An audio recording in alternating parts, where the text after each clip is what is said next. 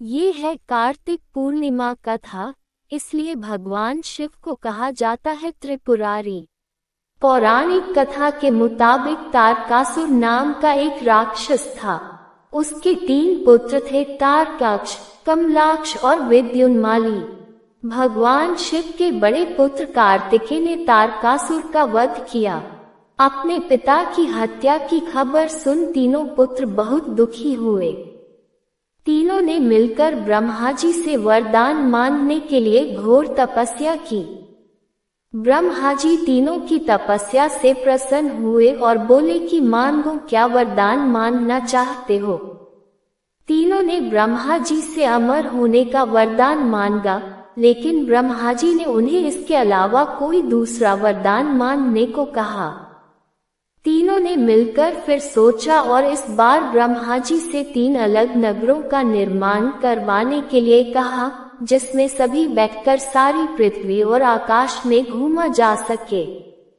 1000 साल बाद जब हम मिले और हम तीनों के नगर मिलकर एक हो जाएं, और जो देवता तीनों नगरों को एक ही बाण से नष्ट करने की क्षमता रखता हो, वही हमारी मृत्यु का कारण हो। ब्रह्मा जी ने उन्हें ये वरदान दे दिया। तीनों वरदान पाकर बहुत खुश हुए। ब्रह्मा जी के कहने पर मयदानव ने उनके लिए 3 नगरों का निर्माण किया। तारकाक्ष के लिए सोने का, कमला के लिए चांदी का और विद्युन्माली के लिए लोहे का नगर बनाया गया। तीनों ने मिलकर तीनों लोकों पर अपना अधिकार जमा लिया। इंद्र देवता इन तीनों राक्षसों से भयभीत हुए और भगवान शंकर की शरण में गए।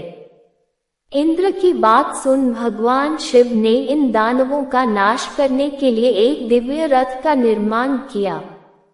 इस दिव्य रथ की हर एक चीज देवताओं से बनी।